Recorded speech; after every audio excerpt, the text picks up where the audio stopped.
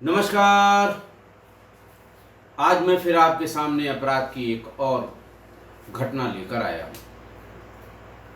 आज के अपराध की घटना भी हालिया है। उसका अनावरण परसों ही हुआ है। परसों यानी 15 अक्टूबर को प्रदेश वही अपना उत्तर प्रदेश, जिला मथुरा, थाना कोसी पर 3 अक्टूबर 2023 को राजवीर नाम का एक आदमी उपस्थित आया और उसने ये बताया कि मेरी बहन मछला की शादी 20 साल पहले हताना गांव के महेश से हुई थी और पिछले 7-8 दिनों से, और ये भी बताया कि महेश जो मेरा बहनोई है वो पिता की हत्या में 9 साल जेल काट के आया है। अभी 2 महीने पहले ही आया है। हम लोग मिलने गए अपनी बहन से, मछला। तो ये पता लगा कि वो पिछले 7-8 दिन से उसका कुछ पता नहीं है। मेरे बहनोई महेश ने भी बताया कि मैंने उसको ढूंढने की बड़ी कोशिश की, लेकिन उसका पता नहीं लग रहा है और 2-4-6 बुरी बातें भी कहीं अपनी पत्नी यानी राजवीर की बहन के बारे में। राजवीर ने कहा कि उसके 3 बच्चे हैं, महेश के यानी मेरी बहन के भी। तीनों घर पे हैं, उनका रो रो के बुरा हाल है। मेरी बहन मछला की गुमशुदगी लिख ली जाए। थाना प्रभारी ने फौरन उसकी गुमशुदगी लिख ली। पुलिस ने अपने स्तर से जो फोटो मिली थी उसका भी प्रचार प्रसार किया, इश्तहार बनवाया, सब जगह सार्वजनिक स्थानों पर लगवाया। जो एसओपी है गुमशुदा लोगों के बारे में, डिस्ट्रिक्ट कंट्रोल रूम को बताना, रेंज कंट्रोल रूम को बताना, जोन कंट्रोल रूम को बताना, सभी जिलों में सीक्यू करके बताना कि इस तरह की एक महिला गायब हुई है, लेकिन उसका कुछ पता नहीं लगा।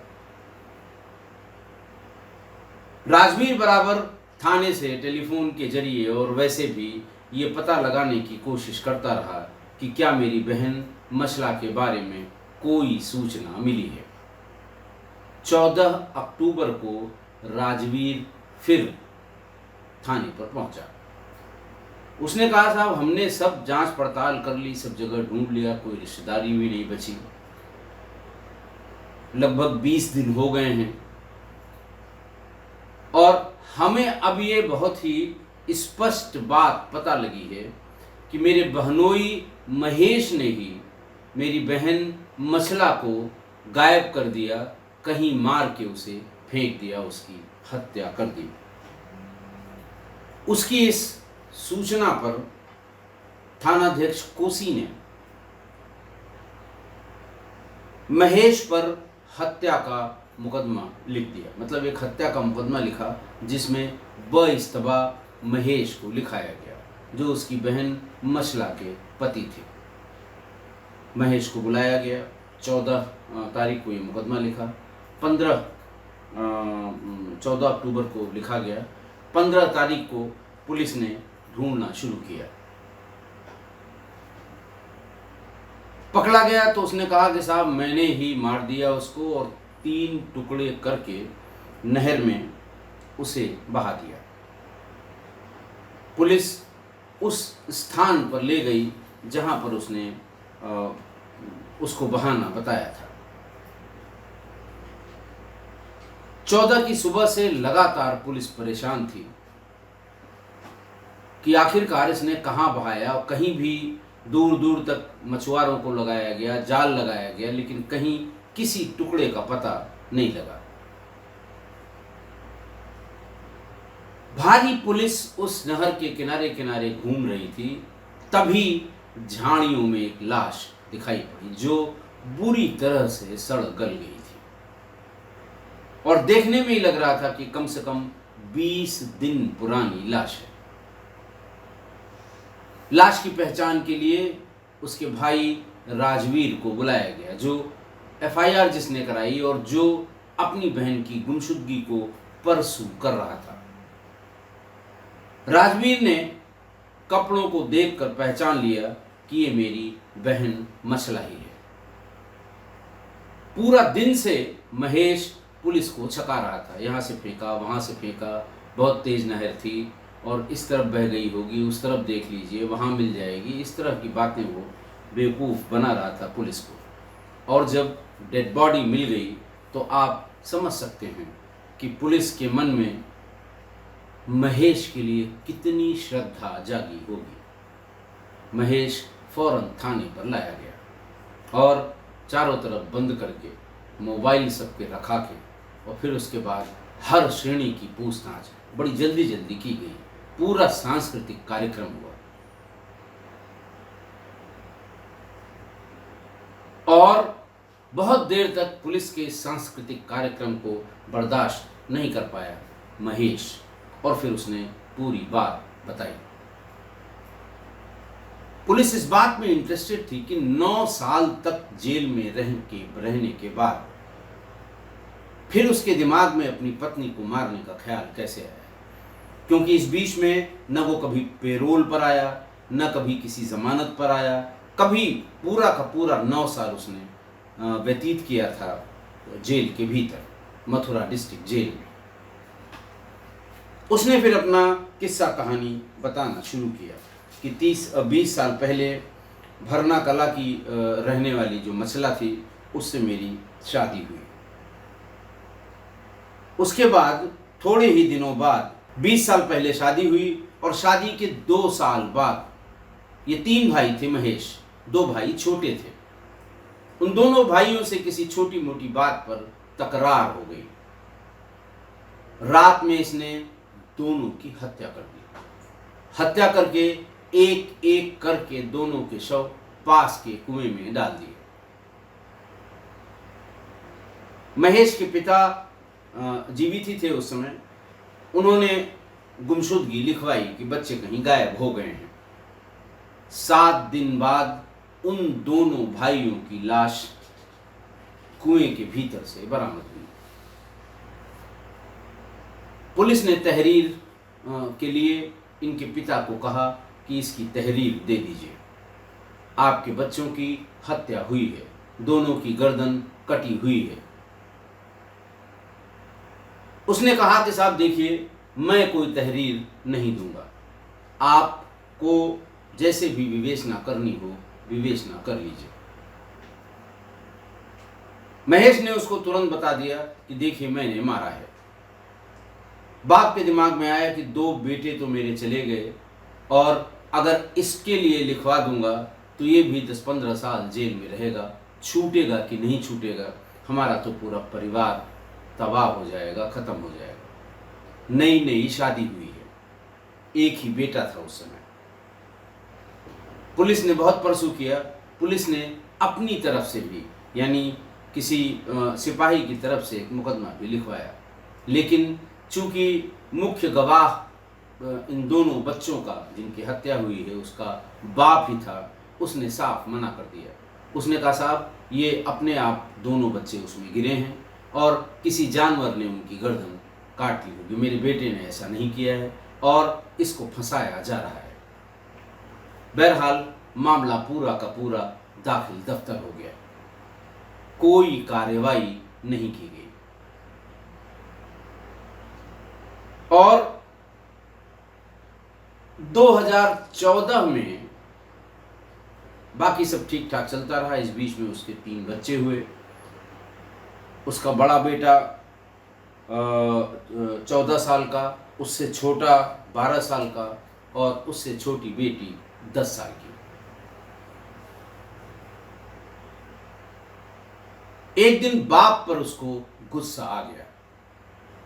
किसी बात में थोड़ी मोड़ी बातचीत हुई, उसने उसी रात दूध में नशीला पदार्थ मिलाकर उसको पिला दिया।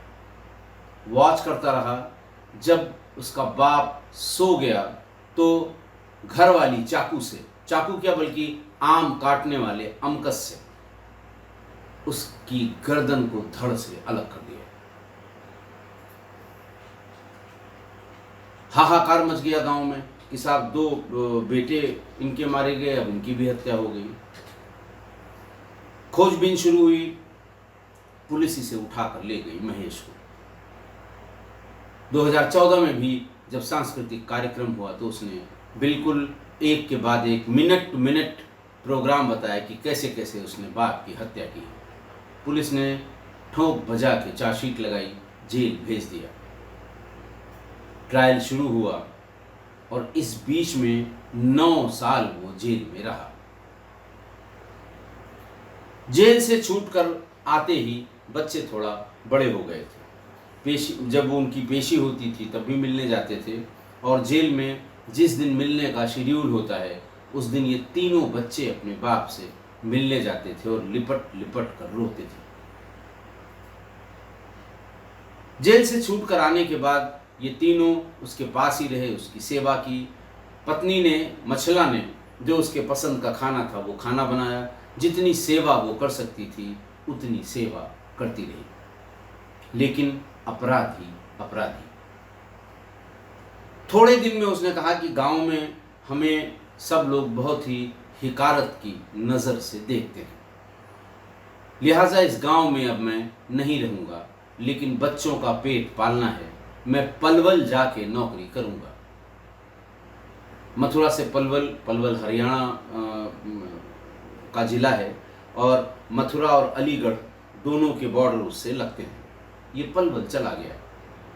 पलवल में एक मकान इसने किराए पर लिया और उसी में रह के कुछ मेहनत मजदूरी, कहीं कोई काम मिल गया, उसी काम में लगा रहा। बीच बीच में आता भी था, लेकिन जब भी वो आता था इस बात की जांच पड़ताल करता था कि मेरी एब्सेंस में कौन कौन घर में आया है,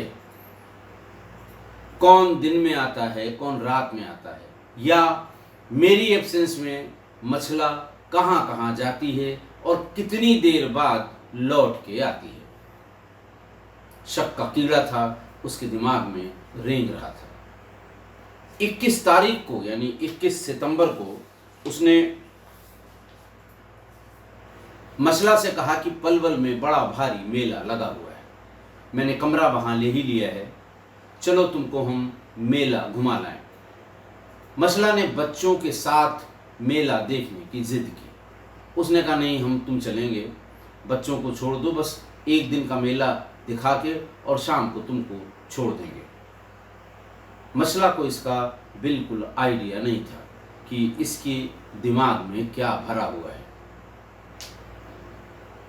ये पलवल ले गया, वहां मेला दिखाया। मेला दिखाने के बाद जब अपने कमरे पर, अपने किराए के कमरे पर वापस आया और पत्नी इसकी थक कर सो गई, इसने उसके दुपट्टे से उसका गला कस दिया। जब वो मर गई तो उसे लाद कर, अपनी साइकिल में लाद कर नहर के किनारे की गहरी झाड़ियों में, घनी गहरी या गझिन झाड़ियों में उसकी डेड बॉडी को फेंक दिया। वहां से सीधे ये अपने घर आया। आते ही बच्चों ने सवाल पूछा, मम्मी कहाँ है? पहली बार में उसने कहा कि मम्मी को कल लेकर आऊंगा। फिर चला गया पलवल। 3-4 दिन बाद फिर लौट कर आया। इस बार बच्चों ने फिर पूछा कि मम्मी को क्यों नहीं लाया। अब आप सोचिए, जब बच्चे बहुत छोटे रहे होंगे, जब दूध पीते बच्चे रहे होंगे, बहुत अंतर भी नहीं है, 14 साल, 12 साल, 10 साल, यानी जब बेटी की पैदाइश हुई होगी तो बड़ा बेटा 3-4 साल का रहा होगा, और उसके तुरंत बाद ये बाप की हत्या में जेल चला गया। तो बच्चे हमेशा माँ के साथ रहे। ये जेल में रहा, माँ का लाड़ प्यार, दुलार, परवरिश, पालन पोषण सब माँ के साथ ही बच्चों का हुआ था, इसलिए वो हर बार पूछते थे। दोबारा जब आने पर बच्चों ने फिर पूछा कि माँ कहाँ है, तो उसने गुस्से में जवाब दिया कि माँ को मैंने मार दिया, ज़्यादा सवाल पूछ रहे हो, तैयार रहना, तुम तीनों को मारूंगा। इतना सुनते ही बच्चे सख्ते में आ गए। बच्चों को लगा ये ऐसा कर सकते हैं, क्योंकि उन्हें भी हिस्ट्री पता थी कि अपने 2 भाइयों को मारकर कुएं में डाल दिया और अपने पिता को घर में ही गला रेत कर, गला अलग करके उनकी हत्या कर दी। बेचारे चुप रहे। बीच में राजवीर आया तो उस समय तक ये बात हुई नहीं थी। राजवीर ने जब देखा कि कई दिन हो गए नहीं पता लग रहा है, उसने गुमशुदगी लिखवा दी। फिर बीच में राजवीर अपने भांजों का हाल चाल लेने के लिए, भांजियों का, उनको खाने कपड़े का इंतज़ाम करने के लिए जब फिर आया तो उसे बहुत ही डरते डरते बच्चों ने बताया कि बाप हमारे ये कह रहे थे कि मैंने मार दिया है, अब तुम लोगों को मारेंगे। ये सुनकर राजवीर ने सिर पकड़ लिया। वो सीधे थाने गया 14 अक्टूबर को, अब से 3 दिन पहले, और उसने कहा कि साहब पता करिए, इसे ले आइए, पूछिए इसने मेरी बहन को मार दिया। लेकिन बच्चों का नाम नहीं आना चाहिए, ना आप बच्चों से कोई पूछताछ करिएगा, वरना ये बच्चों को जरूर मार देगा। लेकिन बच्चों से मैं बहुत हिले मिले हैं मुझसे, उन्होंने यही बताया है कि उसने ये कहा है। पुलिस को भी लगा कि ये बात सही हो सकती है। पुलिस ने उसके मोबाइल की लोकेशन से, जैसे ही ये सवेरे थाने पर बताने गया, दोपहर तक पुलिस ने उसको गांव के पास से ही गिरफ्तार कर लिया। गिरफ्तार करके पहला ही सवाल यही, मछला कहाँ है। फिर वो इधर उधर के किस्से, कहानी, फलाना ठिकाना, पता नहीं किससे लगी हुई थी, पता नहीं किससे इससे लड़ाती रही, मैं तो 9 साल था नहीं, ऐसा कैसे हो सकता है कि मैं 9 साल न रहूं और ये घर ही में बनी रहे, ऐसा संभव नहीं है। और इस तरह की बातें उल्टी सीधी वो करता रहा। पुलिस ने जब सांस्कृतिक कार्यक्रम हल्का फुल्का वाला वो जब शुरू किया तो उसने कहा कि नहर में फेंक दिया है। पुलिस पूरा गाड़ी में भर के उसे लेके नहर के उस स्थान पर ले गई जहाँ से उसने नहर से बॉडी को फेंकना बताया था। बड़ी मशक्क़त की, लेकिन कुछ पता नहीं लगा। फिर थोड़ा गर्म किया गया तो उसने कहा साहब ऐसे मिलेगी नहीं, मैंने उसको 3 पीसेस में काट दिया है, एक पीस यहाँ फेंका है, एक पीस वहाँ फेंका है, एक पीस वहाँ से 5 किलोमीटर दूर नहर में फेंका है। पुलिस से फिर परेशान हुई, चूँकि उसी रास्ते पर पुलिस की 3-4 गाड़ियाँ, 10-12 कांस्टेबल और सब इंस्पेक्टर, तमाम मछुआरे, तमाम जाल वाले, गांव वाले, वो सब उसकी ढूंढने की कवायद कर रहे थे। इसी बीच में तेज दुर्गंध के कारण मछला की लाश झाड़ियों में लोकेट हो गई। तब तक पुलिस को छकाते हुए 5-6 घंटे हो गए थे। जैसे ही मछला की लाश मिली और राजवीर ने पहचाना, बच्चों को वो साड़ी और कपड़े दिखाए गए, ये तय हो गया कि ये मछला की ही लाश है। फौरन पुलिस उसे लाद कर थाने पर ले आई और मैंने आपको जैसे बताया कि बहुत समय नहीं लगा। परेशान पुलिस, जिसको हैरान कर दिया इसने, 6-8 घंटे से कभी यहाँ भाग रही, कभी वहाँ भाग रही है, कहीं नहर में लोगों को कुदवा रही है, कहीं नहर में जाल लगवा रही है। परेशान पुलिस जब समझ गई कि ये हमको बेवकूफ़ बना रहा था, उसके बाद इसका गंभीर वाला सांस्कृतिक कार्यक्रम हुआ और फिर सारी बातें क्लियर हो गई। इसने तब ये बताया कि 3 टुकड़े वाली कहानी तुम बार बार क्यों बता रहे थे। उसने कहा साहब गहरी झाड़ियों में मैंने इसको फेंका था, अगले दिन आके फिर मैंने देखा कि इसका पता किसी को नहीं है। मैं चाकू भी ले आया, मेरे दिमाग में था कि सर, धड़ और टांगें ये अलग अलग जगह बोरी में भर के मैं डाल दूंगा ताकि इसकी कभी शिनाख्त न हो सके। लेकिन जब भी मैं झाड़ियों के भीतर घुसने की कोशिश करता था, कोई न कोई आ जाता था। ऐसा मैंने 3 दिन तक कोशिश की। चौथे दिन जब बॉडी में से बदबू आने लगी तो मुझे लगा कि अब आज ही कल में कोई न कोई इसको लोकेट कर लेगा, अब यहाँ पर आना खतरे से खाली नहीं है। तब मैं वहाँ से वापस चला आया। घर पर बच्चों से हुई बात के बारे में भी बताया कि बच्चे चूँकि माँ के साथ इतने दिनों से लगातार रह रहे हैं, इसलिए वो बार बार माँ के बारे में पूछते थे और मुझे इरिटेशन होती थी। 2-4 दिन अगर और पुलिस न पकड़ती, मैं इन तीनों को भी मार देता।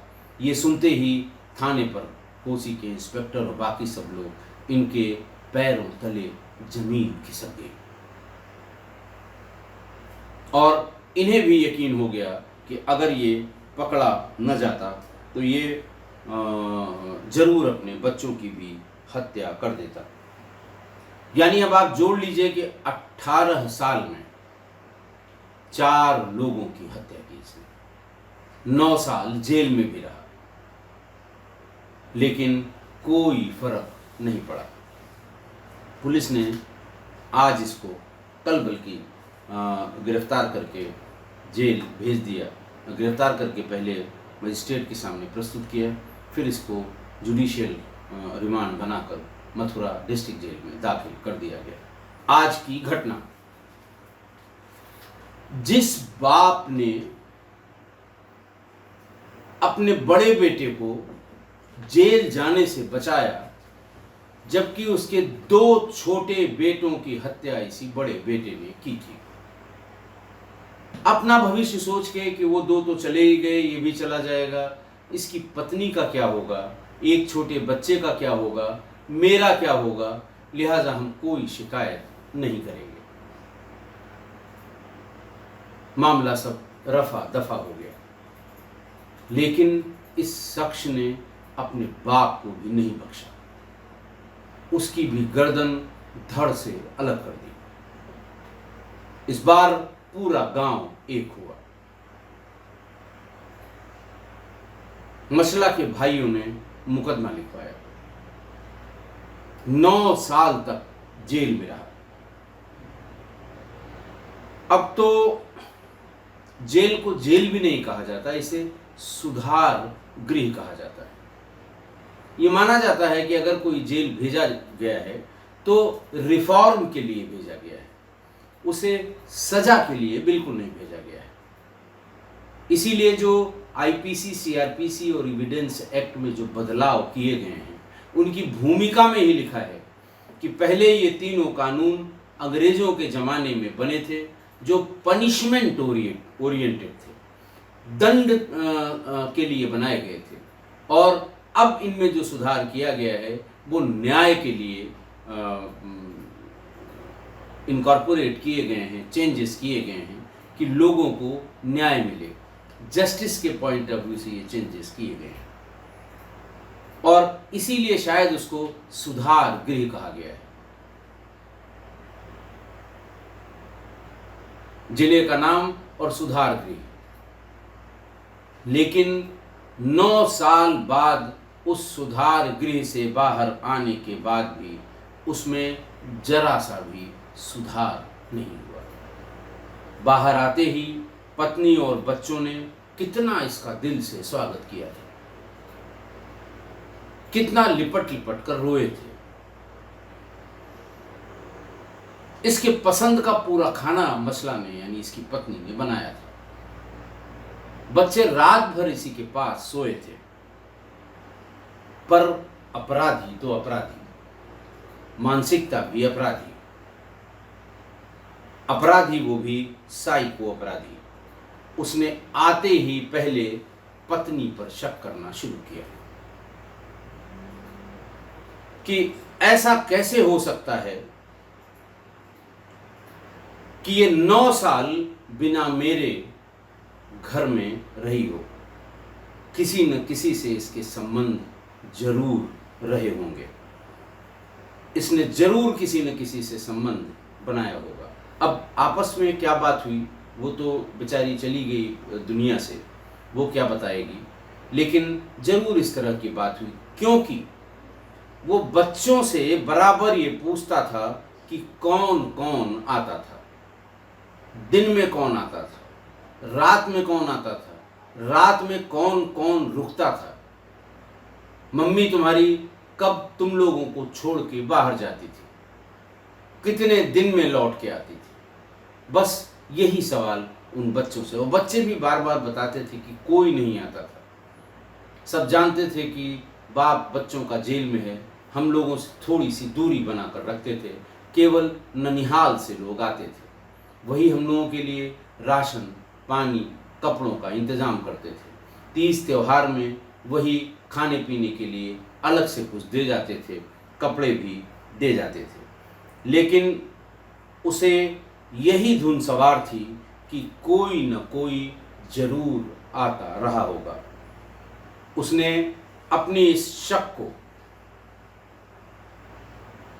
कार्रवाई में यानी उसको एक्शन में बदलने के लिए प्लान किया कि पलवल ले चलेंगे, मेले के बहाने चलेंगे, चलने को चल देगी, वहाँ पहुँचेगी, इसको मार देंगे।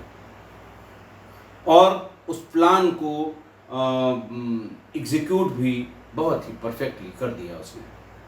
9 साल जेल में रहा है, संगी साथी सब अपराधी ही रहे होंगे, अपना अपना किस्सा कहानी बताते रहे होंगे। वही इसके दिमाग में बसा, रचा बसा हुआ था। और जब मार के वहां से लौटा, बच्चे बार बार पूछते थे कि मम्मी कहाँ हैं, मम्मी क्यों नहीं आई। तो उसने तीसरी बार ये कह दिया कि मम्मी को मैंने मार दिया, तुम लोग भी तैयार रहो, तुम्हें भी जान से मार दूंगा। बेचारे अपरिपक्व, छोटे, नाबालिग, मासूम बच्चे, उनकी हिम्मत नहीं पड़ी कि वो किसी से इसके बारे में बता भी सके। जब कई दिन हो गए और मामा हालचाल लेने के लिए आया कि कुछ पता लगा, आया हो, किसी ने बताया हो,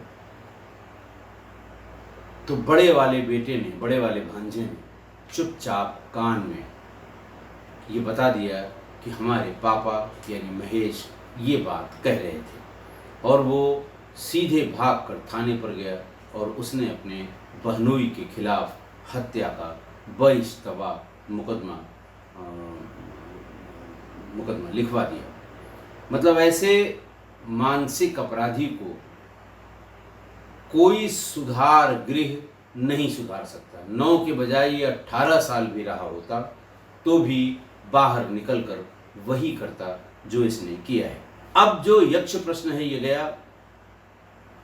हो सकता है जेल में मिले हुए अपराधी जिनकी सेवा शुश्रूषा इसने की हो, इसकी 2-4 साल में जमानत करा लें, या फिर हो सकता है इसे कुछ सज़ा मिले, सज़ा काट के ये बाहर आए। लेकिन जब भी ये बाहर आए, बच्चे चाहे कितने बड़े हो गए हों, चाहे सबकी शादी हो गई हो, लेकिन इससे दूर रखना होगा। ये जिम्मेदारी और तो कोई समाज तो कभी सवाल ही नहीं कि ऐसी जिम्मेदारियों का निर्वहन करे, लेकिन कम से कम ननिहाल के लोग ये बहुत गौर करके और बहुत ध्यान रख के कि अगर ये कभी भविष्य में आता है तो बच्चों पर, हम कहते हैं दोनों बच्चों की मान लिया शादी हो गई, बच्चे हैं, उनकी पत्नियां हैं, उनको हो सकता है छोटे बच्चे भी हो गए हैं, किसी पर भी इस आदमी की परछाई नहीं पड़नी चाहिए। इसको हमेशा घर वालों से दूर रखना होगा, क्योंकि ये ऐसा अपराधी है कि बाहर आने के बाद भीतर से मिले हुए ज्ञान का ये जरूर कहीं न कहीं इस्तेमाल करेगा, जरूर किसी न किसी पर वार करेगा। बेटी सबसे सॉफ्ट टारगेट होगी कि हम इतने दिन बाहर रहे, जरूर इसने कुछ न कुछ ऐसा किया होगा जिसकी वजह से हम समाज में मुंह नहीं दिखा पाएंगे और उसको मार दें। इसलिए ननिहाल वालों को ये हृदय कड़ा करके अगर ये छूट कर कभी आता है तो इसकी परछाई भी नहीं पड़नी चाहिए बच्चों पर। वैसे तो अब सुधार गृह यानी जेल के बारे में ये कॉमन बिलीफ है कि इतने दिन जेल का कष्ट कोई मामूली कष्ट नहीं होता, कि जेल का 9 साल कष्ट झेलने के बाद आदमी जरूर सुधर जाता है, जरूर उसमें हृदय परिवर्तन होता है, जरूर उसमें सोचने समझने की जो शक्ति होती है वो क्षीण होती है, गलत या बुरा सोचने समझने की। लेकिन फिर भी जब वो आया था लौट के, तो उसे कुछ दिन के लिए बच्चों से और पत्नी से दूर रखना चाहिए था। ननिहाल वालों को भी घर आके कुछ दिन के लिए रुकना चाहिए था। मैं आपको एक अपनी समझ और एक्सपीरियंस की बात बताता हूँ कि जेल से आने के बाद किसी भी पुरुष या महिला को देखिए, डाउरी डेथ में तमाम महिलाएं, कोई 6 साल से, कोई 7 साल से, कोई 8 साल से जेल में हैं। लड़कियां हैं जो वहीं बेचारी बूढ़ी हो जाती हैं जेल में रहते रहते। एकाकी जीवन उनका, आसपास केवल अपराधियों से जान पहचान, रोजाना की बातें सिर्फ उन्हीं लोगों से जो किसी न किसी अपराध में बंद हैं। उनकी मानसिकता को कम से कम 6 महीने रीड करना चाहिए। महिला हो या पुरुष हो, अगर जेल से छूट कर आती हैं या आते हैं तो 6 महीने तक उनको सबसे दूर रखकर उनकी मानसिकता को पढ़ने की कोशिश करनी चाहिए कि ऐसा तो नहीं है कि इनके दिमाग में कोई चीज़ ऐसी भरी हुई हो जिसको लेकर वो किसी के ऊपर कोई दुर्व्यवहार करें। 6 महीने का समय ऐसा है कि अगर उनके दिमाग में कुछ इस तरह की बात होगी तो पता लग जाएगा, और जब पता लग जाए तब उन्हें जरूर दूर रखना होगा बाकी के घर वालों से। 6 महीने बाद ही उनको बाकी के परिवार से घुलने मिलने की इजाज़त होनी चाहिए। आशा है आप मेरी इस बात से सहमत होंगे। आज के लिए इतना ही। बहुत बहुत धन्यवाद।